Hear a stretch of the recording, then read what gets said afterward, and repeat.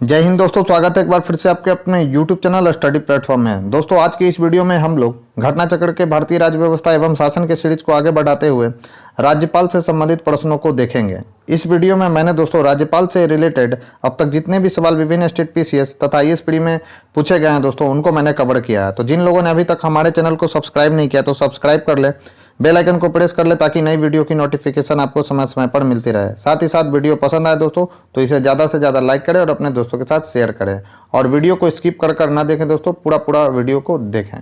तो चलिए दोस्तों आज के फर्स्ट क्वेश्चन के साथ इस डिस्कशन को स्टार्ट करते हैं। फर्स्ट सवाल है दोस्तों, संविधान के मसौदे में निर्वाचित राज्यपालों के प्रावधानों की मूल योजना को छोड़ दिया गया था। क्यों छोड़ दिया गया था दोस्तों संविधान के मसौदे में? तो दोस्तों आपको ध्यान में रखना है कि इसका तात्पर्य होता है एक दूसरा निर्वाचन। यह बात बिल्कुल सही है दोस्तों। दूसरा है दोस्तों कि निर्वाचन प्रमुख राजनीतिक मुद्दे पर लड़ा जाता है। यह गलत है दोस्तों। निर्वाचित राज्यपाल अपने को मुख्यमंत्री से बड़ा मानता है, यह भी बात सही है दोस्तों, इसलिए छोड़ दिया गया था। और चौथा है दोस्तों कि राज्यपाल को संसदीय प्रणाली के अधीन ही कार्य करना था, इसलिए भी ऐसा किया गया था दोस्तों। तो इसका राइट आंसर हो जाएगा कथन 1, 3 और 4 ही केवल सही हैं, तो इसका राइट आंसर हो जाएगा दोस्तों ऑप्शन सी। अब इंपॉर्टेंट फैक्ट्स क्या है दोस्तों देख लेते हैं। तो दोस्तों संविधान सभा में इस बात पर काफी बहस हुई कि राज्य का राज्यपाल नियुक्त हो या निर्वाचित।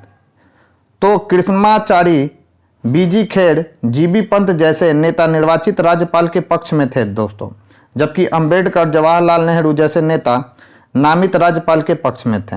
अंततः देश की परिस्थितियों एवं आम सहमति के आधार पर नामित राज्यपाल का प्रावधान किया गया और निर्वाचित प्रावधान की मूल योजना को छोड़ दिया गया। क्यों छोड़ा गया दोस्तों? तो अनावश्यक निर्वाचन व्यय बढ़ेगा इससे। दूसरा था दोस्तों निर्वाचन के दुष्परिणामों से बचा जा सकेगा। तीसरा था दोस्तों राजनैतिक महत्वाकांक्षाएं द्वंद्व एवं संघर्ष को जन्म देंगी।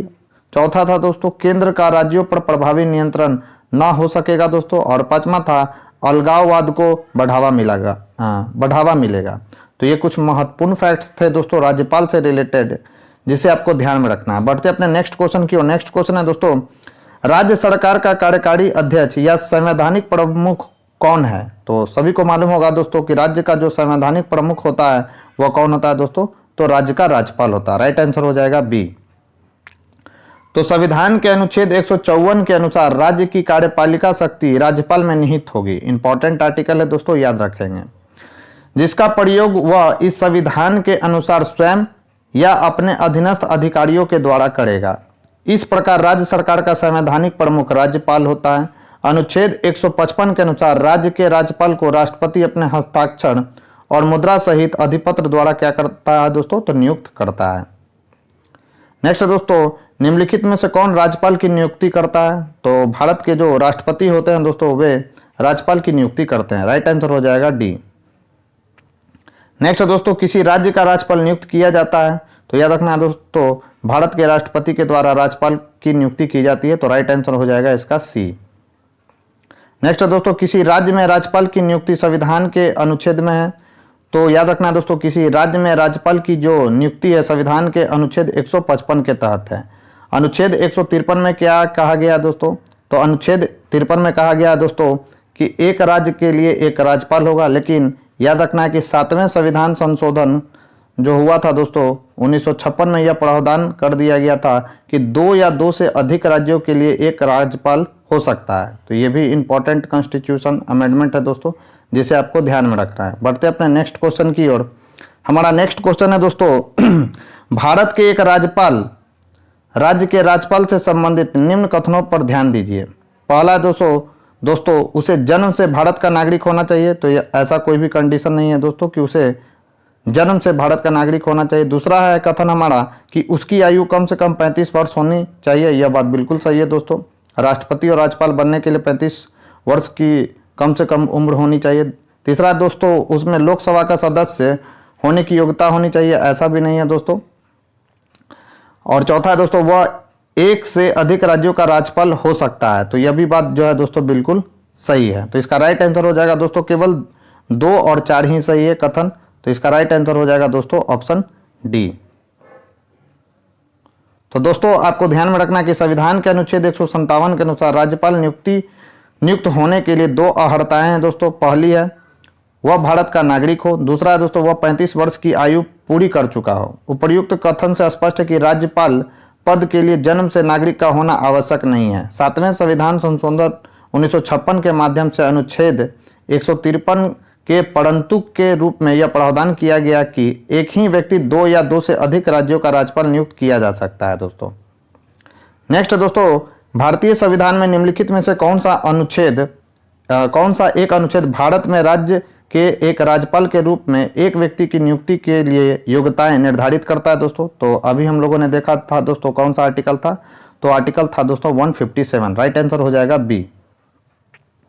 नेक्स्ट दोस्तों, निम्न पर विचार कीजिए एवं नीचे दिए गए कूटों का प्रयोग करते हुए सही उत्तर का चयन कीजिए। राज्यपाल अपने पद ग्रहण करने से पूर्व शपथ लेगा या प्रतिज्ञान करेगा। दूसरा है दोस्तों, शपथ का जो प्रतिज्ञान का प्रारूप भारतीय संविधान की तीसरी अनुसूची में, यह बात गलत है दोस्तों। भारतीय संविधान की तीसरी अनुसूची में शपथ का प्रारूप का नहीं दिया गया है, तो ये तो गलत हो गया। पहला सही है दोस्तों कि राज्यपाल अपना पद ग्रहण करने से पूर्व शपथ लेगा या प्रतिज्ञान करेगा, यह बात बिल्कुल सही है। दूसरा गलत है। नेक्स्ट है दोस्तों, राज्यपाल उच्च न्यायालय के मुख्य न्यायमूर्ति या उसकी अनुपस्थिति में ज्येष्ठतम न्यायाधीश के समक्ष शपथ या प्रतिज्ञान करेगा, यह भी बात बिल्कुल सही है दोस्तों। और दिया गया दोस्तों कि शपथ या प्रतिज्ञान की प्रक्रिया भारतीय संविधान के अनुच्छेद 159 में दी गई है, यह भी बात बिल्कुल सही है दोस्तों। तो इसमें केवल 2 को छोड़कर कथन 1, 3 और 4 तीनों सही हैं दोस्तों। तो इसका राइट आंसर हो जाएगा क्या दोस्तों? तो इसका राइट आंसर हो जाएगा बी। तो दोस्तों अनुच्छेद 159 के अनुसार प्रत्येक राज्यपाल अपना पद ग्रहण करने से पहले उस राज्य के उच्च न्यायालय के मुख्य न्यायमूर्ति या उसकी अनुपस्थिति में उस न्यायालय के उपलब्ध ज्येष्ठतम न्यायाधीश के समक्ष शपथ लेगा या प्रतिज्ञान करेगा। राज्यपाल के शपथ या प्रतिज्ञान का प्रारूप अनुच्छेद 159 यानी अनुच्छेद 159 में दिया गया है, न कि भारतीय संविधान की तीसरी अनुसूची में। याद रखना है दोस्तों, महत्वपूर्ण फैक्ट सही है। नेक्स्ट दोस्तों, निम्नलिखित में से कौन राज्यपाल को पद की शपथ ग्रहण करवाता है? तो कौन होता है दोस्तों? तो उच्च न्यायालय का मुख्य न्यायाधीश। इंपॉर्टेंट है दोस्तों, याद रखेंगे। नेक्स्ट है दोस्तों, किसी राज्य के गवर्नर के संबंध में निम्न कथनों पर विचार कीजिए। उसे राष्ट्रपति नियुक्त करते हैं, सही बात है दोस्तों। राष्ट्रपति की इच्छा अनुसार यह पद पर रहते हैं, सही बात है दोस्तों। उनमें राज्य की कार्यपालिका शक्ति निहित होती है, सही है दोस्तों। सामान्यतः वह 5 वर्ष के लिए जो है दोस्तों नियुक्ति पर रहते हैं, यानी अपने पद पर बने रहते हैं दोस्तों। तो यह भी बात बिल्कुल सही है दोस्तों। तो इसमें जो चारों के चारों कथन दिए गए हैं दोस्तों वो बिल्कुल सही है। तो इसका राइट आंसर हो जाएगा ऑप्शन डी। तो भारतीय संविधान के अनुच्छेद 154(1) में कथन 3, अनुच्छेद 155 में कथन 1 और अनुच्छेद 156(1) में कथन 2 तथा अनुच्छेद 156(3) में कथन 4 सन्निहित है दोस्तों। इस प्रकार दिए गए जो कथन दिए गए हैं दोस्तों यहाँ पर सभी के सभी सही है। नेक्स्ट दोस्तों, किसी राज्य के राज्यपाल से संबंधित निम्न कथनों में से कौन सा कथन सत्य नहीं है? वह भारत के राष्ट्रपति के द्वारा नियुक्त होता है, सही है दोस्तों। वह 1 से अधिक राज्यों का राज्यपाल हो सकता है, यह भी सही है दोस्तों। वह 5 वर्ष तक पद पर रहता है। और चौथा दिया गया दोस्तों, यदि संबंधित राज्य की व्यवस्थापिका उसे पद से हटाए जाने का प्रस्ताव स्वीकार करती है तो वह पदावधि के पूर्व भी पदमुक्त किया जा सकता है। तो ऐसा कोई भी नहीं है दोस्तों। इसका राइट आंसर क्या हो जाएगा? इसका राइट आंसर हो जाएगा डी, क्योंकि यह ऐसी व्यवस्था नहीं की गई है कि कोई व्यवस्थापिका जो है दोस्तों राज्यपाल को हटा सकता है। तीसरा ऑप्शन तो सही है, यानी वह 5 वर्ष तक अपने सामान्यतः क्या होता है दोस्तों, 5 वर्ष तक कोई भी राज्यपाल उस राज्य का राज्यपाल रहता है। तो ये तो सही है, बी भी सही है और ए भी सही है। यह जो यहाँ पर दिया गया है दोस्तों कथन, यह गलत है। राइट आंसर हो जाएगा इसका डी। तो दोस्तों अनुच्छेद 156(1) के अनुसार राज्यपाल राष्ट्रपति के प्रसाद पर्यंत अपना पद धारण करता है, अतः पदावधि से पूर्व भी राष्ट्रपति ही उसे पदच्युत कर सकता है केंद्रीय मंत्रिपरिषद की सलाह पर। राज्य व्यवस्थापिका द्वारा राज्यपाल को हटाए जाने का कोई प्रावधान नहीं है दोस्तों, याद रखेंगे। अनुच्छेद 156(3) के अनुसार इस अनुच्छेद के पूर्वगामी उपबंधों के अधीन रहते हुए राज्यपाल अपने पद ग्रहण की तारीख से 5 वर्ष की अवधि तक पद का धारण करेगा। अन्य प्रसंगत जो कथन है दोस्तों बिल्कुल सही है। नेक्स्ट दोस्तों, संविधान के अनुच्छेद 156 में उपबंध है कि राज्यपाल अपने पद ग्रहण की तारीख से 5 वर्ष की अवधि तक पद धारण करेगा। इससे निम्नलिखित में से कौन सा निष्कर्ष निकाला जा सकता है? तो क्या निकाला जा सकता है दोस्तों? तो किसी राज्यपाल को उसकी पदावधि पूरी होने से पूर्व पद से नहीं हटाया जा सकता। गलत बात है दोस्तों, हटाया जा सकता है उसको। कोई राज्यपाल 5 वर्ष की अवधि के बाद अपने पद पर बना नहीं रह सकता, पद पर बना रह सकता है दोस्तों। तो यह भी बात जो है स्टेटमेंट दिया गया है दोस्तों, यह भी गलत है। तो इसमें जो दोनों स्टेटमेंट दिए गए हैं दोस्तों, दोनों सही नहीं है। तो इसका राइट आंसर हो जाएगा दोस्तों दोनों में से कोई नहीं, यानी राइट आंसर हो जाएगा डी। तो दोस्तों संविधान के अनुच्छेद 156(1) के अनुसार राज्यपाल राष्ट्रपति के प्रसाद पर्यंत पद धारण करता है, अतः राष्ट्रपति उसे अवधि से पूर्ण करने से पूर्व हटा सकता है दोस्तों। अनुच्छेद 156(3) के परंतु के अनुसार राज्यपाल अपने पद की अवधि समाप्त हो जाने पर भी तब तक अपने पद पर बना रहेगा जब तक उसका उत्तराधिकारी पद ग्रहण नहीं कर लेता। इस प्रकार दोनों कथन असत्य हैं दोस्तों। नेक्स्ट, राज्यपाल किसके प्रति उत्तरदायी होता है? तो याद रखना है दोस्तों, राज्यपाल जो होता है, मोस्ट वीवीआई सवाल है दोस्तों, राज्यपाल जो होता है राष्ट्रपति के प्रति उत्तरदायी होता है। काफी इंपॉर्टेंट सवाल है दोस्तों, इसको हाईलाइट कर लेंगे कि राज्यपाल किसके प्रति उत्तरदायी होता है, तो राष्ट्रपति के प्रति। दोस्तों अनुच्छेद 155 के अनुसार राज्यपाल की नियुक्ति राष्ट्रपति द्वारा की जाती है और अनुच्छेद 156(1) के तहत वह राष्ट्रपति के प्रसाद पर्यंत अपना पद धारण करता है। इस प्रकार एक ओर तो वह राज्य शासन का मुखिया होता है, तो दूसरी ओर केंद्र सरकार के प्रतिनिधि के रूप में कार्य करता है तथा राष्ट्रपति के प्रति क्या होता है दोस्तों, उत्तरदायी होता है। नेक्स्ट दोस्तों, निम्नलिखित में से कौन भारत के राष्ट्रपति की इच्छा तक ही पद पर बना रह सकता है दोस्तों? तो वह कौन है? तो वह राज्यपाल है दोस्तों। राइट आंसर हो जाएगा ए। नेक्स्ट दोस्तों, निम्नलिखित कथनों में से कौन सा एक सही है? भारत में एक ही व्यक्ति को एक ही समय में 2 या 2 से अधिक राज्यों में राज्यपाल नियुक्त नहीं किया जा सकता, किया जा सकता है दोस्तों। ये तो गलत है स्टेटमेंट यहाँ पर। नेक्स्ट दोस्तों, भारत में राज्यों के उच्च न्यायालय के न्यायाधीश राज्य के राज्यपाल द्वारा नियुक्त किए जाते हैं, ठीक वैसे ही जैसे उच्चतम न्यायालय के न्यायाधीश राष्ट्रपति द्वारा नियुक्त किए जाते हैं। यह भी बात जो है दोस्तों बिल्कुल गलत है, क्योंकि उच्चतम न्यायालय के न्यायाधीश या उच्च न्यायालय के न्यायाधीश राष्ट्रपति के द्वारा नियुक्त किया जाते हैं दोस्तों, न कि राज्यपाल के द्वारा। नेक्स्ट दोस्तों, भारत के संविधान में राज्यपाल को उसके पद से हटाने हेतु कोई भी प्रक्रिया अधिकथित नहीं है। यह बात जो है दोस्तों बिल्कुल सही है दोस्तों, क्योंकि राज्यपाल जो होता है राष्ट्रपति के प्रसाद पर्यंत अपने पद पर धारण रहता है दोस्तों। तो इसमें कोई भी संविधान में ऐसी प्रक्रिया नहीं है दोस्तों राज्यपाल को हटाने का, इसलिए इसका राइट आंसर हो जाएगा दोस्तों सी।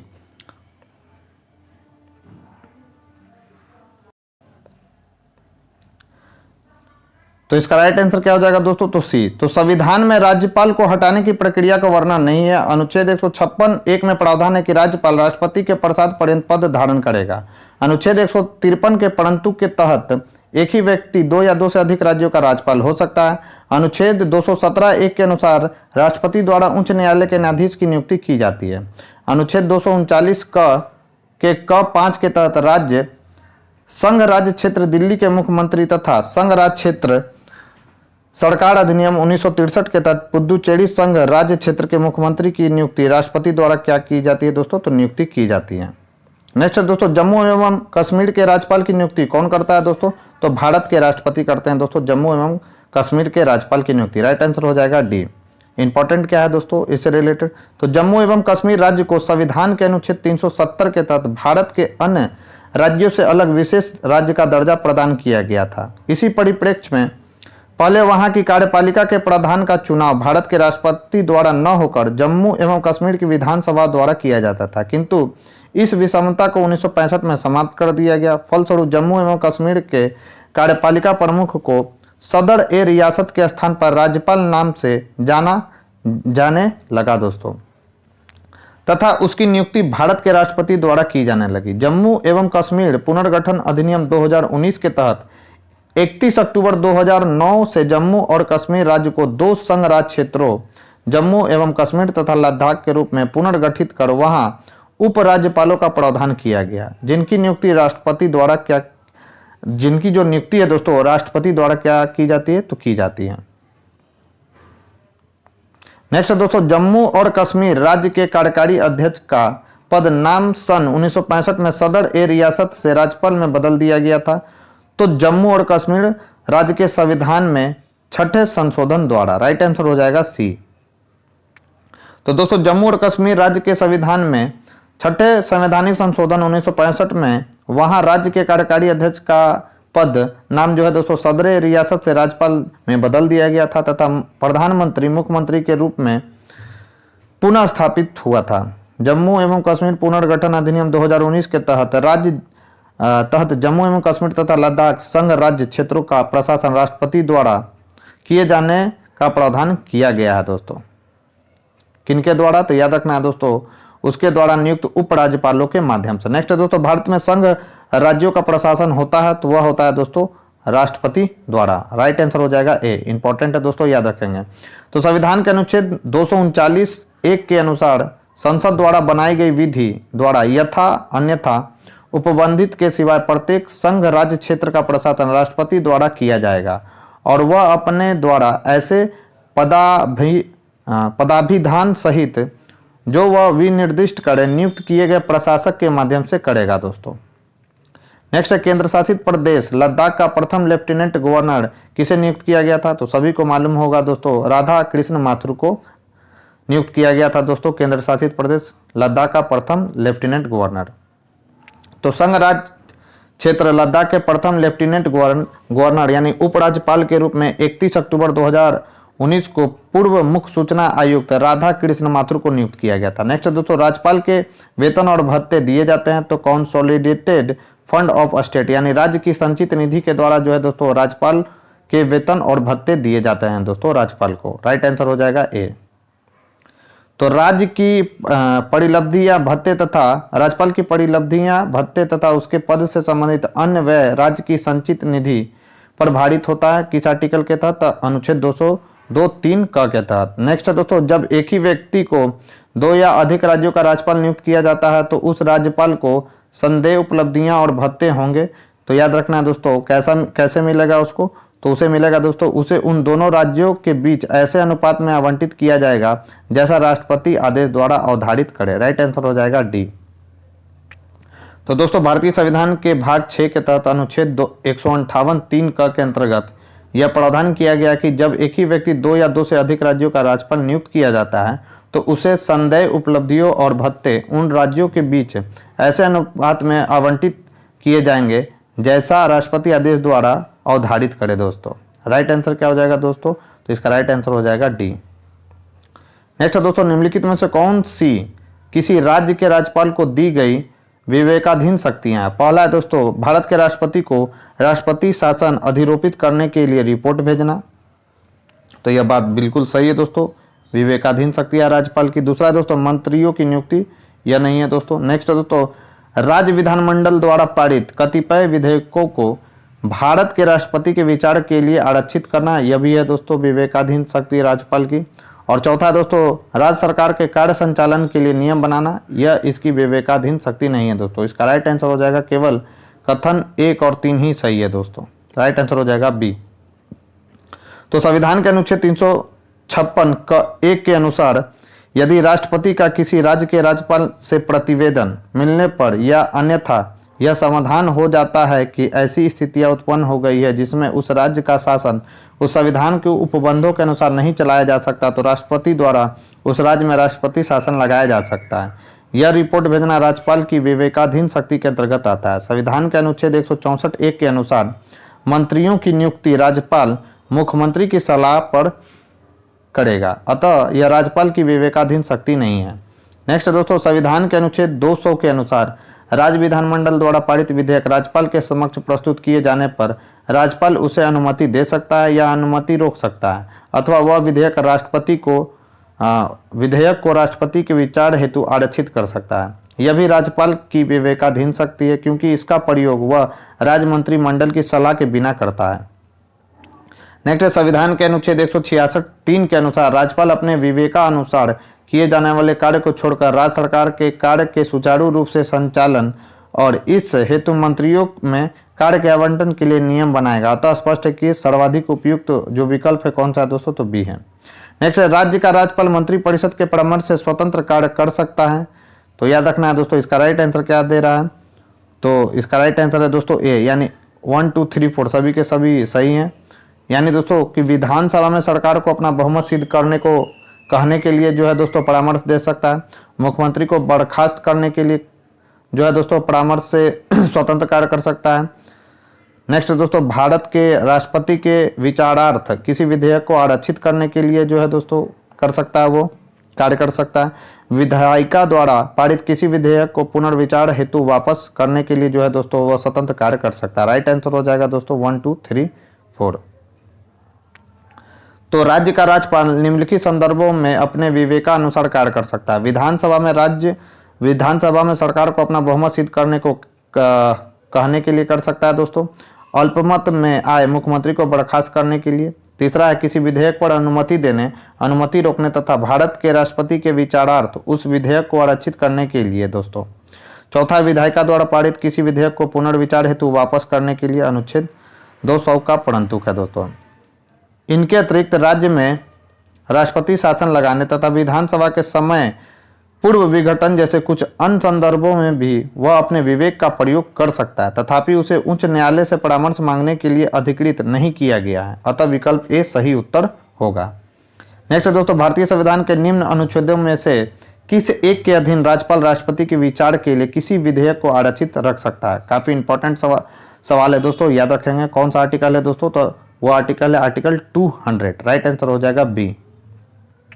तो दोस्तों अनुच्छेद 200 के अनुसार राज्य विधानमंडल के दोनों सदनों से पारित विधेयक राज्यपाल के समक्ष प्रस्तुत किए जाने पर राज्यपाल उस पर अपनी सहमति देने या रोकने के अतिरिक्त विधेयक को राष्ट्रपति के विचारार्थ आरक्षित रख सकता है। अनुच्छेद 201 के अनुसार जब कोई विधेयक राज्यपाल द्वारा राष्ट्रपति के विचारार्थ आरक्षित रख लिया जाता है, तब राष्ट्रपति घोषित करेगा कि वह विधेयक पर अनुमति देता है या अनुमति रोक लेता है। नेक्स्ट दोस्तों, भारतीय संविधान के किस अनुच्छेद के अंतर्गत राज्यपाल राष्ट्रपति के अनुमोदन के लिए किसी विधेयक को भेज सकता है? तो कौन सा आर्टिकल है दोस्तों? तो आर्टिकल है दोस्तों आर्टिकल 200 यानी अनुच्छेद 200। राइट आंसर हो जाएगा बी। नेक्स्ट दोस्तों, किसी विधेयक पर संवैधानिक उपबंध के तहत राज्यपाल की सिफारिश अपेक्षित थी, किंतु बिना राज्यपाल की सिफारिश उसे राजस्थान विधानसभा में पूरा स्थापित किया गया और उसे पारित करके राज्यपाल को भेज दिया गया। अब क्या होगा दोस्तों? तो याद रखना अब क्या होगा। तो जहां राज्यपाल अनुमति देता है तो वह अधिनियम अविधि मान्य नहीं होगा दोस्तों। तो राइट आंसर हो जाएगा इसका ए। तो किसी विधेयक पर संवैधानिक उपबंध के तहत राज्यपाल की सिफारिश अपेक्षित थी, किंतु बिना राज्यपाल की सिफारिश उसे राजस्थान विधानसभा में पुनः स्थापित किया गया और उसने पारित करके राज्यपाल को भेज दिया, तब राज्यपाल अनुमति देता है तो वह क्या हो जाएगा दोस्तों? अधिनियम विधि मान्य हो जाएगा। नेक्स्ट दोस्तों, भारतीय संविधान के निम्नलिखित में से कौन सा अनुच्छेद राज्यपाल को अध्यादेश जारी करने की शक्ति प्रदान करता है? तो कौन सा है दोस्तों? तो वह है आर्टिकल 213। अगर राष्ट्रपति को बोला जाए दोस्तों, राष्ट्रपति की अध्यादेश जारी करने की शक्ति भारतीय संविधान के किस अनुच्छेद में है दोस्तों? तो अनुच्छेद याद रखना है दोस्तों 123 यानी 1 2 3। तो दोस्तों भारतीय संविधान के अनुच्छेद 213 के अनुसार उस समय को छोड़कर जब किसी राज्य की विधानसभा सत्र में है या विधान परिषद वाले राज्य में विधानमंडल के दोनों सदन सत्र में हैं या यदि किसी समय राज्यपाल को लगता है कि ऐसी परिस्थितियां विद्यमान है जिसके कारण तुरंत कार्रवाई आवश्यक है, तो वह अध्यादेश ऑर्डिनेंस प्रख्यापित कर सकेगा। अनुच्छेद 213 2 क के अनुसार इस अध्यादेश को राज्य विधानमंडल के पुनः समवेत होने पर उससे जो है दोस्तों स्वीकृति मिलना आवश्यक है, अन्यथा विधानमंडल के पुनः समवेत होने के 6 सप्ताह के बाद उसकी वैधता जो होती है दोस्तों समाप्त हो जाती है। नेक्स्ट दोस्तों, किसी राज्य के राज्यपाल संविधान के निम्नलिखित में से किस अनुच्छेद के अंतर्गत विधानमंडल के अवकाश के दौरान अध्यादेश जारी कर सकता है? तो कौन सा है दोस्तों? तो 213। राष्ट्रपति के बारे में पूछा जाए दोस्तों तो कौन सा होगा? तो अनुच्छेद 123। नेक्स्ट दोस्तों, किसी राज्य के राज्यपाल द्वारा जारी ऑर्डिनेंस का अनुमोदन होना आवश्यक है, तो याद रखना है दोस्तों राज्य की विधायिका द्वारा 6 सप्ताह के अंदर हो जाना चाहिए दोस्तों। राइट आंसर हो जाएगा बी। नेक्स्ट है, भारतीय संविधान के किस अनुच्छेद के तहत राज्यपाल को विधानमंडल के विश्रांति काल में अध्यादेश प्रख्यापित करने की शक्ति प्राप्त है? तो कौन सा है दोस्तों? तो 213 है। राइट आंसर हो जाएगा डी। नेक्स्ट, निम्न में से किसकी नियुक्ति राज्य का राज्यपाल नहीं करता है दोस्तों? तो याद रखना उच्च न्यायालय के न्यायाधीश की जो नियुक्ति किया जाता है दोस्तों, उनको नियुक्त किया जाता है भारत के राष्ट्रपति के द्वारा, न कि राज्यपाल के द्वारा। राइट आंसर हो जाएगा सी। और महाधिवक्ता जो होता है दोस्तों एडवोकेट जनरल की जो नियुक्ति की जाती है वो किस आर्टिकल में? तो आर्टिकल 165 है दोस्तों, याद रखेंगे।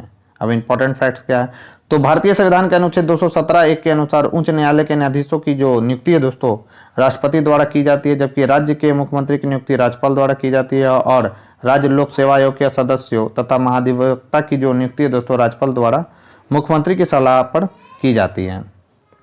नेक्स्ट, निम्नलिखित कथनों पर विचार कीजिए तथा नीचे दिए गए कूट से अपना उत्तर चुनिए। राज्यपाल को उच्च न्यायालय के न्यायाधीश की नियुक्ति का अधिकार नहीं है, बिल्कुल सही है दोस्तों। उच्च न्यायालय के न्यायाधीश की नियुक्ति का अधिकार नहीं है, वह विधानमंडल का हिस्सा नहीं है। फिर है दोस्तों क्या, उसे विधान परिषद में कुछ सदस्यों को मनोनीत करने का अधिकार है, बिल्कुल सही है दोस्तों, यह तो सही है। तो एक तो सही हो गया, वह विधानमंडल का हिस्सा नहीं है, यह बात गलत है दोस्तों, विधानमंडल का हिस्सा है। विधानमंडल से पारित कोई विधेयक होता है उसकी सहमति से वो अधिनियम बनता है, याद रखेंगे, तो वो तो विधानमंडल का हिस्सा है, तो ये तो गलत है। उन्हें विधान परिषद में कुछ सदस्यों को मनोनीत करने का अधिकार है, यह भी बात बिल्कुल सही है दोस्तों। उनके पास कोई न्यायिक शक्ति नहीं, न्यायिक शक्ति भी होता है दोस्तों राज्यपाल के पास, तो इसका राइट आंसर हो जाएगा केवल 1 और 3 ही सही है। राइट आंसर है दोस्तों 1 और 3। तो राज्यपाल को उच्च न्यायालय के न्यायाधीश की नियुक्ति का अधिकार नहीं है, क्योंकि अनुच्छेद 217(1) के अनुसार उच्च न्यायालय के न्यायाधीश की नियुक्ति राष्ट्रपति द्वारा की जाती है। भारतीय संविधान के अनुच्छेद 171 के अनुसार विधान परिषद की सदस्य संख्या के लगभग 1/6 भाग को साहित्य, विज्ञान, कला, सहकारिता और समाज सेवा में विशेष ज्ञान या व्यवहारिक अनुभव रखने वाले व्यक्तियों में से राज्यपाल द्वारा मनोनीत किया जाता है। अनुच्छेद 168(1) के अंतर्गत राज्यपाल अपने राज्य पर राज्य विधानमंडल का हिस्सा है दोस्तों, याद रखेंगे, तथा अनुच्छेद 161 के अनुसार राज्यपाल को क्षमा आदि की और कुछ मामलों में दंडादेश के निलंबन, परिहार और लघुकरण की शक्ति प्राप्त है दोस्तों। नेक्स्ट है दोस्तों, राज्यपाल के संदर्भ में निम्न में से कौन सा कथन सत्य नहीं है। तो दोस्तों याद रखना है कि वह मृत्यु दंड को जो है दोस्तों क्षमा कर सकता है, यह जो है दोस्तों कथन सत्य नहीं है। मृत्यु दंड को क्षमा कौन कर सकता है दोस्तों, तो भारत का जो राष्ट्रपति है दोस्तों वह मृत्यु दंड को क्षमा कर सकता है, याद रखेंगे, तो इसका राइट आंसर हो जाएगा बी। तो याद रखना है दोस्तों कि अनुच्छेद राज्यपाल जो है अनुच्छेद 168 के तहत राज्य की विधायिका का अंग होता है। राज्य के उच्च न्यायालय के न्यायाधीशों की नियुक्ति अनुच्छेद 217 के तहत राष्ट्रपति द्वारा की जाती है तथा राज्यपाल के पास राष्ट्रपति की तरह आपातकालीन शक्तियां नहीं हैं। इस प्रकार कथन एक और ए, सी एवं डी सत्य हैं। वस्तुतः अनुच्छेद 161 के तहत राज्य की कार्यपालिका शक्ति के विस्तार वाले विषयों संबंधित किसी विधि के विरुद्ध किसी अपराध के लिए दोष सिद्ध ठहराए गए व्यक्ति को दंड का राज्यपाल को प्रविलंबन, विराम, परिहार, लघुकरण या उसे क्षमा कर सकता है, अथवा दंडादेश जिसमें मृत्यु दंडादेश डेथ सेंटेंस शामिल है का निलंबन, परिहार या लघुकरण कर सकता है, परंतु मृत्यु दंडादेश को वह क्षमा नहीं कर सकता है। मृत्यु दंडादेश को क्षमा करने की शक्ति केवल राष्ट्रपति को अनुच्छेद 72 के तहत प्राप्त है दोस्तों।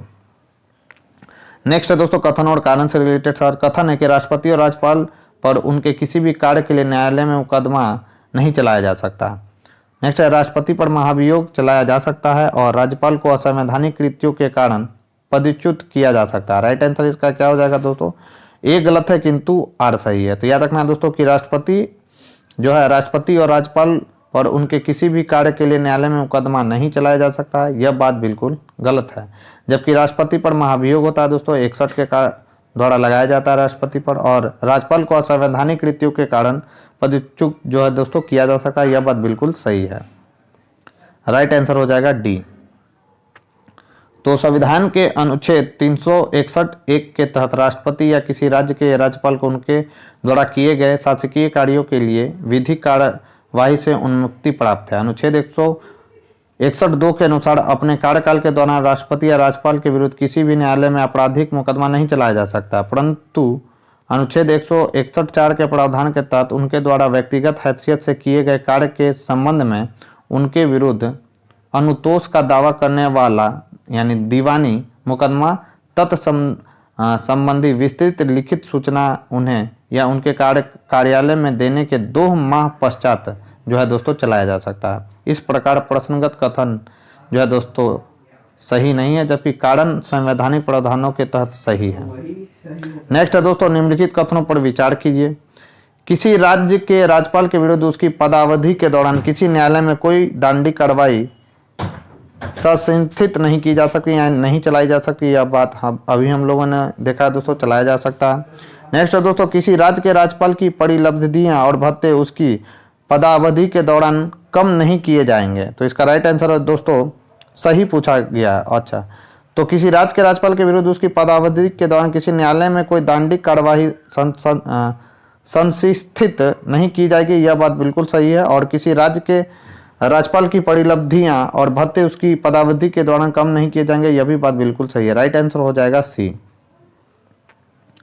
तो कथन एक संविधान के अनुच्छेद 161 के संदर्भ में है तथा कथन दो अनुच्छेद 158 के संदर्भ में। अनुच्छेद 361 के खंड 2 में यह उपबंधित है कि राष्ट्रपति या राज्यपाल के विरुद्ध उसकी पदावधि के दौरान किसी न्यायालय में किसी भी प्रकार की दंडिक कार्रवाई संस्थित नहीं की जाएगी या चालू नहीं रखी जाएगी। भारतीय संविधान का अनुच्छेद 158 राज्यपाल के पद के लिए शर्तें विषय से संबंधित हैं। इसका खंड 4 के प्रावधान अनुसार राज्यपाल की उपलब्धियां और भत्ते उसकी पदावधि के दौरान कम नहीं किए जाएंगे। इस प्रकार दोनों जो है दोस्तों कथन सही है।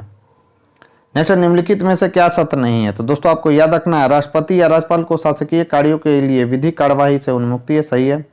कोई न्यायालय जो है दोस्तों राज्यपाल को किसी कर्तव्य पालन के लिए विवश नहीं कर सकता है, यह भी सही है। वह राज्यपाल को व्यक्तिगत कार्यों हेतु सिविल कार्यवाही लाने के लिए 2 मास की लिखित सूचना आवश्यक देनी होगी, यह भी बात याद रखना दोस्तों, यह भी बात जो है दोस्तों बिल्कुल सही है। चौथा है दोस्तों, मंत्रियों द्वारा राष्ट्रपति या राज्यपाल को दिए गए सलाह को जांचने के लिए न्यायालय अधिकृत है, यह बात जो है दोस्तों बिल्कुल गलत है। राइट आंसर हो जाएगा इसका डी। तो संविधान के अनुच्छेद 74(2) के अनुसार इस प्रश्न की किसी न्यायालय में जांच नहीं की जाएगी कि क्या मंत्रियों ने राष्ट्रपति को कोई सलाह दी और यदि दी तो क्या दी। ऐसी व्यवस्था राज्यपाल के संदर्भ में अनुच्छेद 163(3) में प्रदान की गई है। अन्य सभी विकल्पों के जो कथन है दोस्तों सही है। नेक्स्ट है, भारत के संविधान में निम्न में से किसके विरुद्ध अभियोग चलाने का प्रावधान नहीं है? तो वह है दोस्तों राज्य के राज्यपाल के विरुद्ध अभियोग चलाने का प्रावधान नहीं है। राइट आंसर हो जाएगा इसका बी। इंपॉर्टेंट सवाल है दोस्तों, ध्यान में रखेंगे। तो दोस्तों राज्य के राज्यपाल राष्ट्रपति के प्रसाद पर्यंत अर्थात जब तक राष्ट्रपति की संवैधानिक इच्छा है पद धारण करते हैं, जबकि राष्ट्रपति उपराष्ट्रपति एवं भारत के मुख्य न्यायाधीश को पदावधि से पूर्व हटाने के लिए संसद में अभियोग चलाना या निर्धारित प्रक्रिया अनुसार संकल्प पारित करना आवश्यक है। नेक्स्ट है, भारत में किसी राज्य की राज्यपाल बनने वाली पहली महिला थी, तो कौन थी दोस्तों? सभी को मालूम होगा, सरोजिनी नायडू थी दोस्तों, और ये इन्हें भारत कोकिला के भी नाम से हम लोग जानते हैं।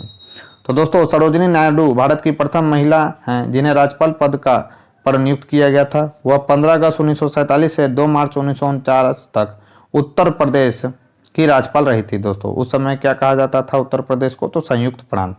नेक्स्ट है दोस्तों, निम्नलिखित में से कौन स्वतंत्र भारत के किसी राज्य की सर्वप्रथम महिला राज्यपाल थी दोस्तों? तो उनका नाम था सरोजिनी नायडू। राइट आंसर हो जाएगा ए।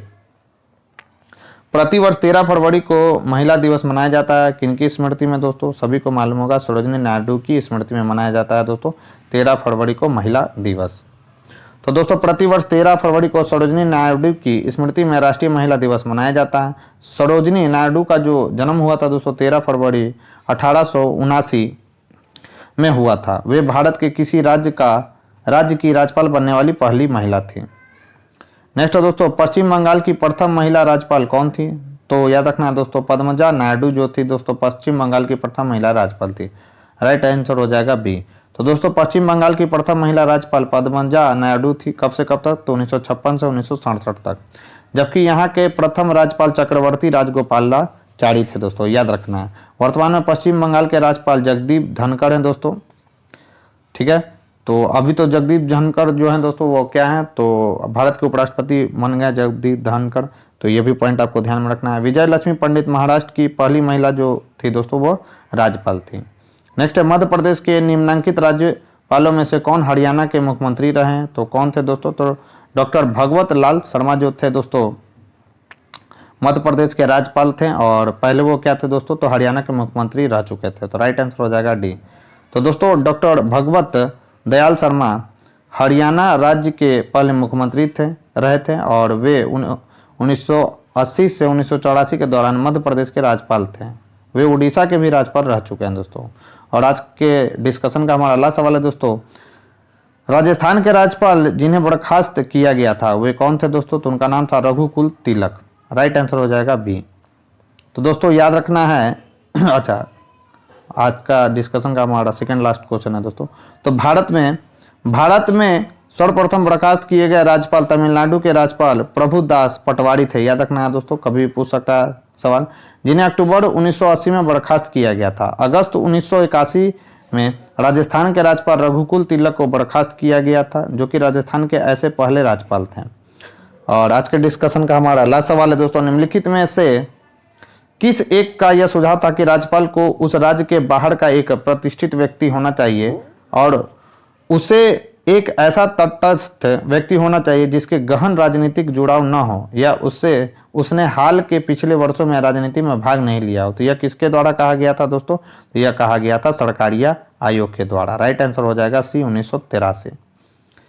तो दोस्तों सरकारिया आयोग ने यह अनुशंसा की थी कि राज्यपाल को उस राज्य के बाहर का एक प्रतिष्ठित व्यक्ति होना चाहिए और उसे एक ऐसा तटस्थ व्यक्ति होना चाहिए जिसके गहन राजनीतिक जुड़ाव न हो या उसने हाल के पिछले वर्षों में राजनीति में भाग नहीं लिया हो। ज्ञातव्य है कि बदलते हुए सामाजिक आर्थिक परिदृश्य में केंद्र और राज्यों के मध्य मौजूद व्यवस्थाओं की कार्य प्रणाली की समीक्षा की दृष्टि से भारत सरकार ने 9 जून 1983 को न्यायमूर्ति R.S. सरकारिया की अध्यक्षता में एक आयोग गठित किया था दोस्तों। अन्य सदस्य कौन थे? तो अन्य सदस्य थे दोस्तों B. शिवरामन और डॉक्टर S.R. सेन। तो दोस्तों ये थी हमारी आज की डिस्कशन। इस डिस्कशन में बस आज इतना ही। यह डिस्कशन आपको कैसा लगा मुझे कमेंट बॉक्स में लिखकर जरूर बताएं दोस्तों। साथ ही साथ अगर ये वीडियो आपको पसंद आए दोस्तों तो प्लीज़ इस वीडियो को ज़्यादा से ज़्यादा लाइक करें और अपने दोस्तों के साथ शेयर करें। चैनल पर पहली बार आए हैं तो चैनल को सब्सक्राइब कर लें, बेल आइकन को प्रेस कर लें ताकि नई वीडियो की नोटिफिकेशन आपको समय समय पर मिलती रहे। तो आज के लिए बस इतना ही दोस्तों, मिलते हैं हम अपने नेक्स्ट वीडियो में। तब तक के लिए बने रहें हमारे यूट्यूब चैनल के साथ। Thank you.